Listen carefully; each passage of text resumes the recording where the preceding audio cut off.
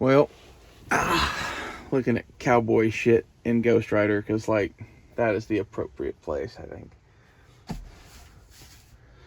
Oh. It's not raining right now. If it starts raining, I might have to close the door. It's a little chilly tonight, but it's actually kind of still nice in here. Well, people talk about having to insulate these things and whatever, and, like, in reality, I don't think you really need to do that. I think any insulative benefits you would get would be way outweighed by, like, a wood stove. Like, if you really have heat issues, like, I would just get heat. And then cooling issues, insulation isn't going to help you with. Not in a car. Not in my opinion. You're not really running air conditioning. So, like, open the windows, get a fan, get some screens. That's a little interlude on that. But the topic of this video is my fucking cowboy rig. Isn't that fucking cool? So, on the left, we have the BBC revolver, and I'm gonna get like a well, actually I have it on the way. I have a Marine Corps frog pattern fanny pack on the way that I'm gonna keep shooting supplies for this in, or it might be a dangler for my tactical gear. It might be a purse. It might be a lot of things, but like if I can get it to fit that stuff, I might dedicate it to this thing and get another fanny pack. I got an LBT fanny pack that was on sale. It's usually $105, and I got it for $69.99. Score.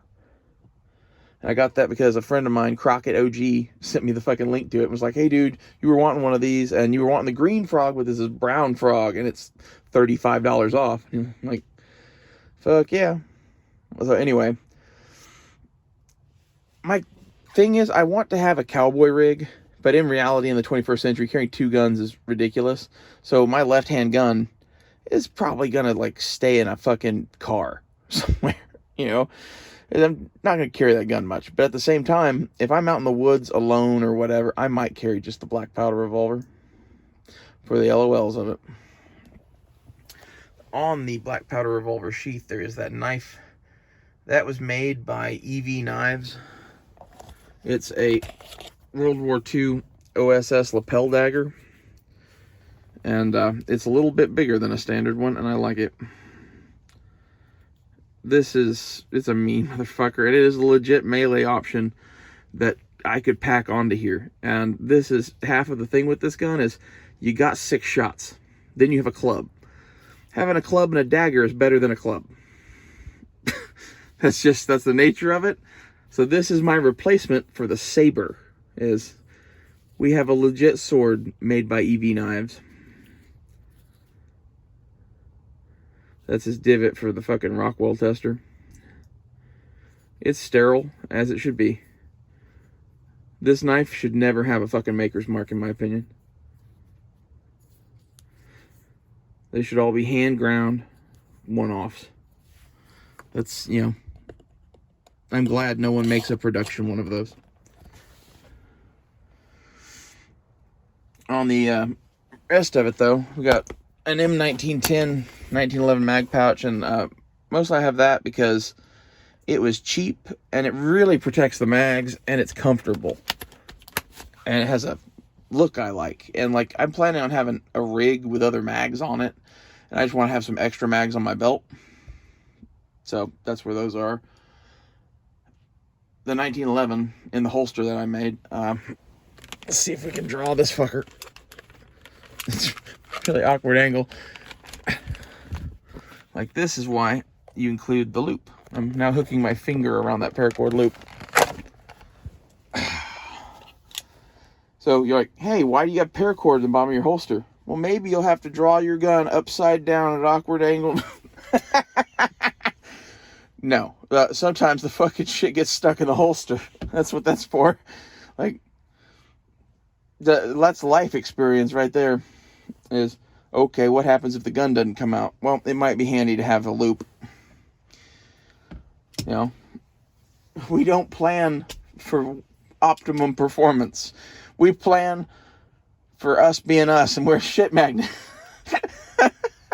I think this is half of why my grandfather lived through some of the shit that he did. Is, we're a shit magnet as a family. Like, we hope for the best, pack for the worst. And I like it. I like that it shows up even in this. This holster is, it's made like my knife sheaths. Has a big leather loop on a Kydex thing. I don't really care for Kydex sheaths. That's why I sold my Kydex bending rig to a kid that wanted it.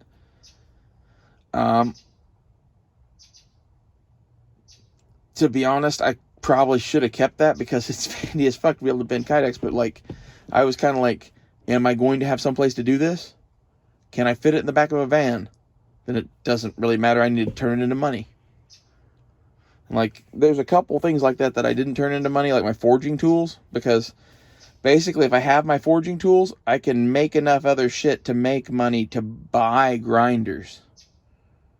That's, buy saws. Like, I can do shit with hand tools until I get power tools. Welcome to fucking blacksmithing 101. In a nutshell, you don't need people when you can forge metal. That's just the reality of it. I like that. I can make a whole bunch of shit on my own. I'm the only person you've ever met that, if the world ended, would have a really dope castle set up with a bunch of swords. Well, we wouldn't have any other fucking technology, and I'd get to fucking go do what I want to do, and I like to build castles. Like, this is my pitch in a nutshell for those looking to hire me. Like, let me build your fortress. The belt on this thing is an Aries gear, and I've had it since college. Aries gear makes good shit. It's like a Batman utility belt, and it's one of those things that, like, I bought that in college, and I wasn't able to wear it for a really long time, and after starving myself for 2 years, I was able to fit it again. And, like, I'm not skinny now, but I wear the same belt that I did in college. And there's a whole bunch of people that are 32 that can't fucking say that. I don't know. I think that's pretty cool, especially for someone that used to be 630 pounds.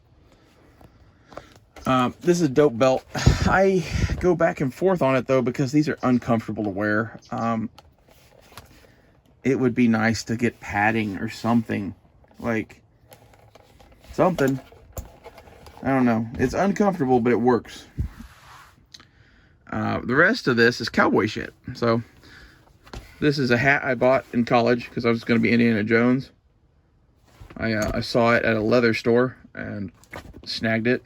It's been on a few adventures. It's kind of like my winter rain hat kind of thing. It has not seen as many adventures as some tiger stripe boonie caps I have had. I'll pull one of those out and show. My oldest tiger stripe boonie cap, I was seriously thinking about giving to my nephew, and I decided not to because I'm a selfish prick, basically, and it has a bunch of memories attached to it. I'll give him a tiger stripe one eventually, but these are the boots that I bought right before Dakota left. One of the things that was straining our relationship was that I made money and that she didn't make any money. And basically, I was almost about to die. So, when I got paid, I bought a pair of cowboy boots and, a little bit of groceries. And that's what we had. And that's part of why she left. And I'm like,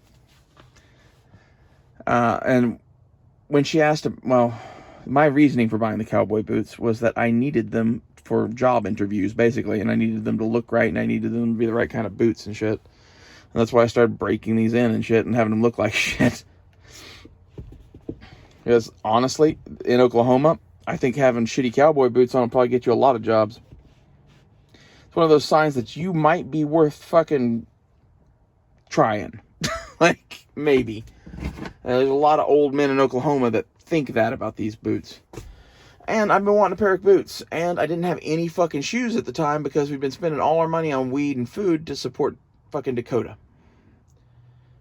So I went and bought a fucking pair of cowboy boots and immediately put them on and wetted them in a fucking garden hose in the front lawn.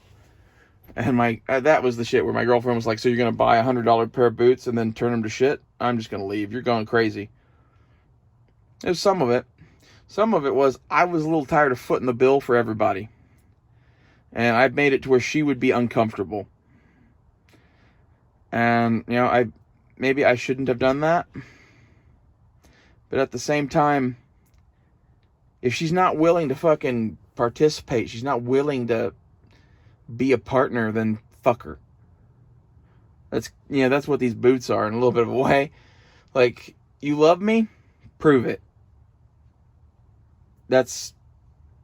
I asked her that, basically. And she wasn't capable of doing that.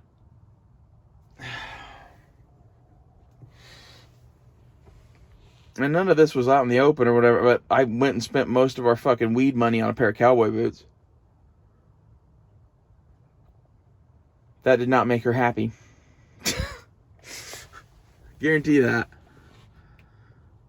And I fucked around for a little bit, and then I went and got weed the next couple days.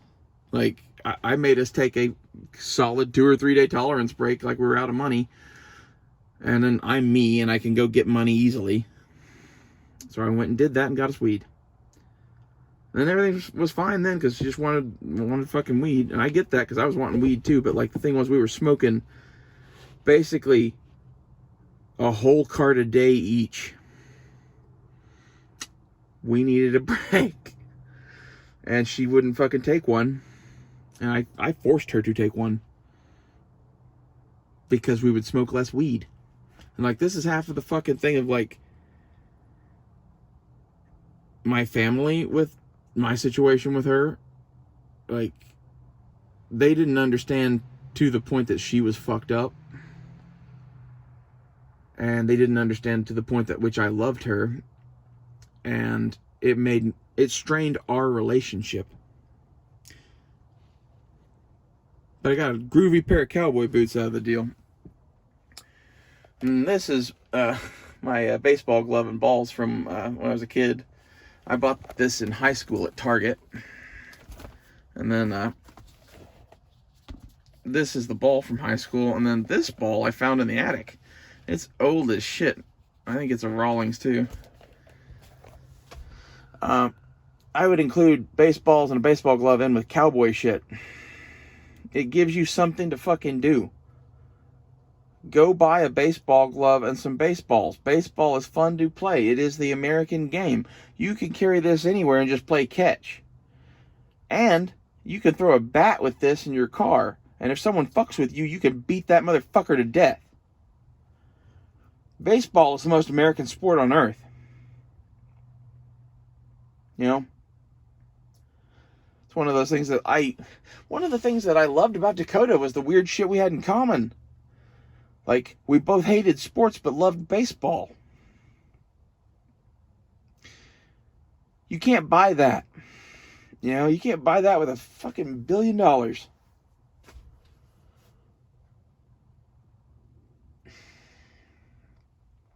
Anyway. Sorry, I'm getting a little emotional thinking about her, but the cowboy shit's kind of all tied into it.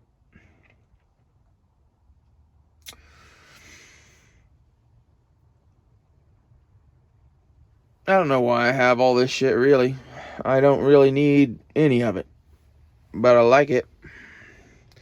And to be honest, if the world ended tomorrow, this is the shit that I'd put on and walk out the door.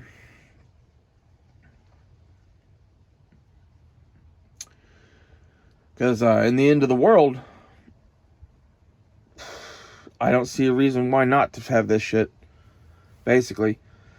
Like, maybe not wearing both steel pistols at the same time and carrying a rifle and a bunch of mags and shit. Like I said, maybe the black powder won't go in a fucking car somewhere. But I dig the fucking cowboy vibes.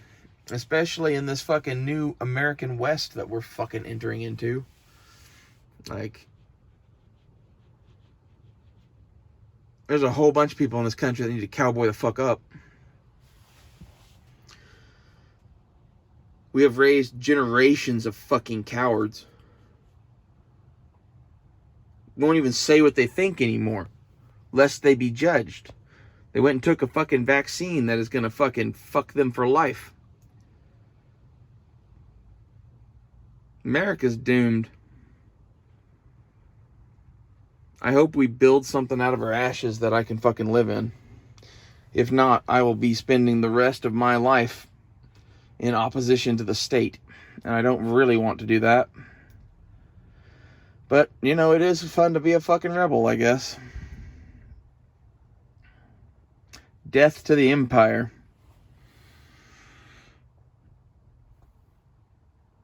Cowboy boots are sweet. I like the fucking stitching. These are Mexican cowboy boots. New boot goofing. I like to go to La Zapateria La Ballerina to buy my boots. That is the best place to buy boots. La Zapateria La Ballerina. See you guys later.